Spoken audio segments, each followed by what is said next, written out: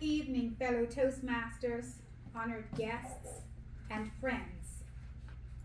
This evening, I am pleased to speak to you on the topic, the Lighthouse Effect, Bermuda Toastmasters Club Pride.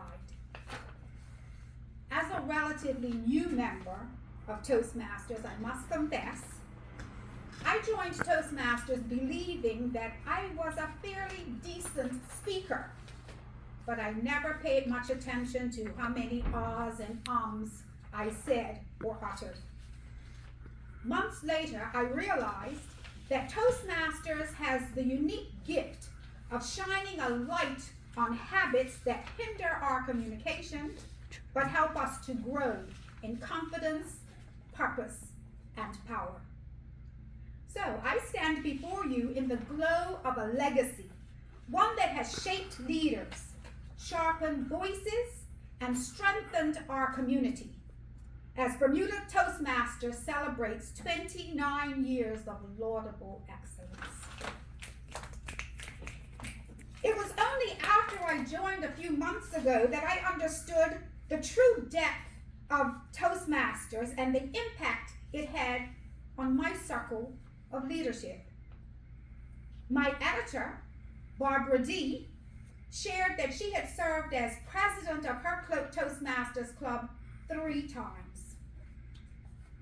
My good friend, the Honorable Renee Webb, a past member of Parliament, shared that she joined Toastmasters years ago with the Honorable Pamela Gordon, who was Bermuda's first female premier and my classmate at the Berkeley Institute. But Renee said to me that as a parliamentarian, having spoken and delivered thousands of speeches, that she never once uttered ah or Now for me, that is laudable. Then my daughter-in-law, just about 3 months ago, called me to tell me that she had launched a Toastmasters chapter for her education officers. Now, Nishawana is the chief of curriculum and instruction for the Philadelphia school system. So all of these moments confirmed for me that Toastmasters has woven itself into our personal and professional lives, and has done so laudably in Bermuda for 29 remarkable years. 29 years is not merely a milestone. It is a testament, a testimony to the commitment, to dedication, and to the quiet, steady work of people who believe in the power of communication to transform lives, people like me. Last year, Nishawana introduced me to a book called The Lighthouse Effect. The book, written by Steve Pemberton, reminds us that ordinary people, like us, can cast extraordinary light. And tonight, as we commemorate nearly 3 decades of Toastmasters in Bermuda, I see clearly how this organization has been a beacon of light for so many people. Pemberton's book is rooted in his relationship with John Sykes, his former high school counselor, and centers around at least 4 themes. 1, the Lighthouse Effect, the idea that all of us can pause and reflect on how ordinary people have helped to change the course of our lives. 2, human lighthouses, individuals who offer guidance and support and direction in navigating life's darkest and sometimes most uncertain moments. 3, inspiration and hope. A reminder to recognize those heroes in our lives. People for me, like my mentor, Reverend Lloyd E. Dees, who went on a hunger strike in 1970 for the people of Bermuda to protest the rising cost of living.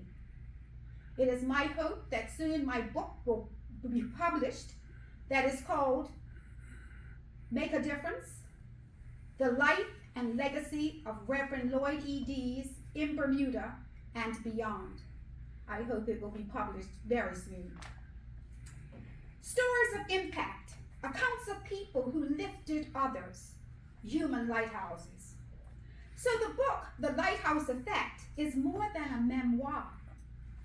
It is a call to notice the lights that have guided us and to become a light for others. So let's consider the lighthouse for just a moment.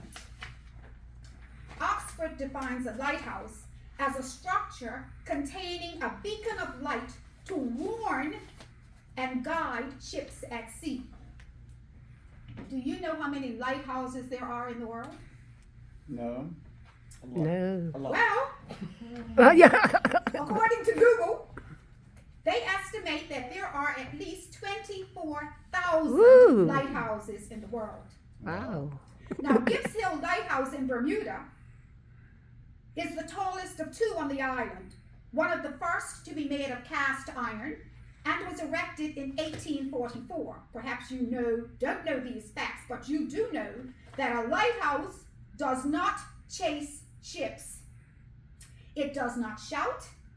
It simply stands tall, unwavering, anchored in purpose, offering guidance, clarity, and hope. And that, my friends, is how I view Toastmasters. For almost 3 decades, Toastmasters in Bermuda have been a beacon for those seeking personal growth.